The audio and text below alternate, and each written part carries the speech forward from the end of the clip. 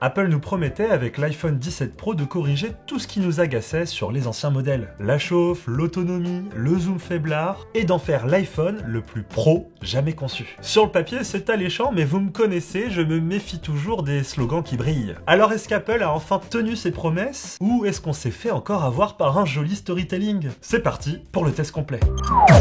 Le premier choc que vous aurez au contact de cet iPhone 17 Pro et Pro Max, il est visuel. C'est un iPhone qui est à la fois plus épais, plus lourd, et avec un module caméra absolument immense, on dirait presque un smartphone Android gaming. Alors chez Android, au début, on était pas mal à trouver ça plutôt moche, mais à l'usage, ça devient plutôt logique en fait. Le plateau caméra, je vais l'appeler comme ça, il offre une certaine stabilité quand il est posé sur une table, et donc le smartphone ne tangue plus lorsqu'on l'utilise sans le tenir dans la main. En plus de ça, ce châssis en aluminium unibody, comme on pourrait dire, eh bien c'est une très bonne idée. C'est hyper confortable parce qu'on ressent aucune tranche sous la main, et en plus de ça, ce châssis a une fonction de dissipation thermique, je vous en parlerai un petit peu plus tard, mais qui sauve Apple de certains problèmes qui se traînaient auparavant. Dans tout ça, il y a quand même un gros point négatif, l'aluminium est très sensible aux rayures. Alors lors du test, on a fait super gaffe au produit, on n'a pas voulu le rayer volontairement, mais Internet l'a fait pour nous, et rien que dans un usage quotidien, ce châssis en aluminium semble se rayer assez facilement. C'est pourquoi je pense que si vous voulez utiliser l'iPhone sans coque, achetez celui en argent, c'est la couleur brute de l'aluminium, et donc les rayures de peinture se verront moins. Et donc vous l'aurez compris, je recommande vivement l'utilisation d'une coque pour préserver le design de cet iPhone. C'est dommage parce que ça le rend encore plus épais que ce qu'il était, et aussi un peu plus lourd. Après, ça semble aller vers ce que veut Apple, un design plus axé outil professionnel que raffinement de l'élégance, qu'il préfère réserver à l'iPhone Air qui prend le rôle maintenant du bel objet.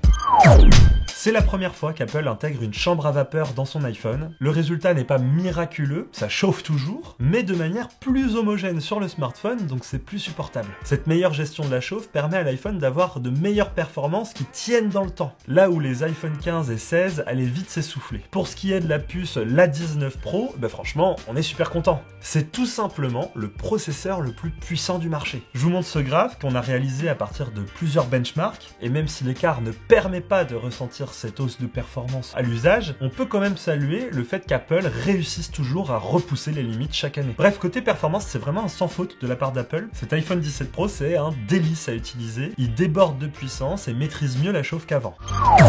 Ah, c'est peut-être le domaine dans lequel Apple a corrigé quelques frustrations, mais pas assez. On a sur cet iPhone 3 capteurs de 48 mégapixels, un ultra grand angle à grand angle et un zoom x4. Autant vous dire que quel que soit le capteur que vous choisissez lors de la prise de photo, les résultats sont homogènes. Le traitement entre les différents zooms est super cohérent, et je trouve que le téléobjectif x4 apporte un vrai plus. Cette focale est vraiment intéressante pour la prise de photos en portrait. Autre gros point positif, c'est le capteur selfie qui est maintenant carré, et qui permet de prendre des photos à la fois verticales ou horizontales sans avoir à tourner son iPhone. En termes de confort, c'est vraiment étonnant, et ça pour le coup, je trouve que c'est une petite révolution dans le monde du selfie. Sinon, en termes de qualité photo pure, on est vraiment sur ce qu'Apple a fait de mieux ces dernières années. Le traitement HDR est réalisé avec un peu plus de mesures que ce qu'on avait pu voir sur les anciens iPhones, et c'est pas pour nous déplaire, il y a moins ce côté artificiel aux photos. Et regardez les différentes photos qu'on vous met à l'image, les ajustements de couleur et de contraste réalisés par l'iPhone 17 Pro témoignent vraiment d'une précision assez exemplaire. Autre nouveauté quand même très appréciable, le mode nuit s'active maintenant sur tous les niveaux de zoom,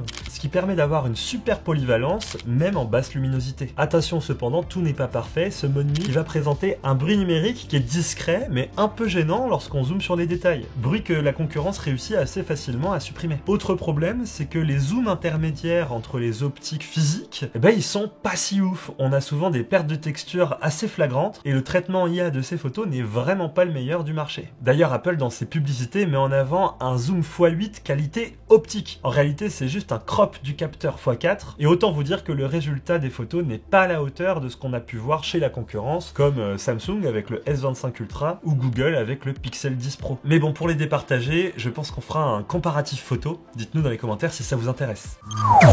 De ce côté, Apple ne déçoit pas avec son pic de luminosité à 3000 nits, la colorimétrie selon nos mesures qui est très juste également, mais aussi une bonne sensation de fluidité à l'usage grâce à cet écran ProMotion qui peut osciller son taux de rafraîchissement entre 1 et 120 Hz. La petite déception, c'est le traitement anti-reflet de cet iPhone 17 Pro. Il est meilleur que sur les anciens iPhones, mais il est loin d'être à la hauteur face à ce que peut faire Samsung avec son S25 Ultra. C'est quand même un super écran, dans ce qui se fait de mieux sur le marché. Vous verrez pas vraiment la différence si vous venez d'un iPhone 15 ou d'un iPhone 16, mais les quelques petites améliorations sont quand même les bienvenues. C'est peut-être le gros point positif de cet iPhone 17 Pro, il tient enfin une journée complète sans compromis. Lors de notre protocole de test, on a pu tenir avec une utilisation mixte, donc c'est-à-dire écran allumé mais utilisation intensive et parfois légère, pendant 7h24. C'est un très bon score et avec cette autonomie, si vous êtes utilisateur plutôt classique, vous finirez facilement la journée avec 30 à 40% d'autonomie restante. La recharge aussi s'améliore, même si elle n'est pas à la hauteur de ce que peuvent faire certains Android. L'iPhone peut prendre jusqu'à 40 watts en filaire, ce qui permet de passer de 0 à 50% en 20 minutes environ. Attention cependant, ça se fait pas avec n'importe quel câble, il faudra acheter le bloc d'alimentation et le câble compatible 40 watts, sans quoi l'iPhone se limitera à 10 ou 20 watts. Cette année, Apple a osé bousculer son ADN visuel et a lancé cette esthétique liquid glass. On était pas mal à critiquer la lisibilité sur les premiers rendus, mais il se trouve qu'à l'usage, c'est une franche réussite. C'est esthétique et on a vraiment la sensation d'utiliser un nouveau smartphone en main. Alors, c'est pas exclusif à l'iPhone 17 Pro, pas mal d'iPhones sont compatibles et donc vous pourrez avoir cette expérience chez vous. Peut-être que c'est la meilleure solution pour avoir l'impression de changer d'iPhone sans avoir à débourser une tonne. Si vous voulez un test complet d'iOS 26, on a fait une vidéo complète que je vous mets dans la description. Mais s'il y a bien un point négatif que je pourrais donner à cet OS, c'est Apple Intelligence. C'est le système d'intelligence artificielle d'Apple et clairement, il est en retrait face à la concurrence. Siri stagne vraiment malgré l'intégration de ChatGPT qui avait été annoncée et les fonctionnalités d'intelligence artificielle sont mal intégrées à l'OS. Bref, il y a de gros progrès encore à faire pour Apple de ce côté et cette année, ils n'ont pas voulu les sortir sur l'iPhone 17 Pro. À titre perso, je trouve ça vraiment dommage, surtout quand on voit ce que la concurrence est capable de faire sur ces smartphones.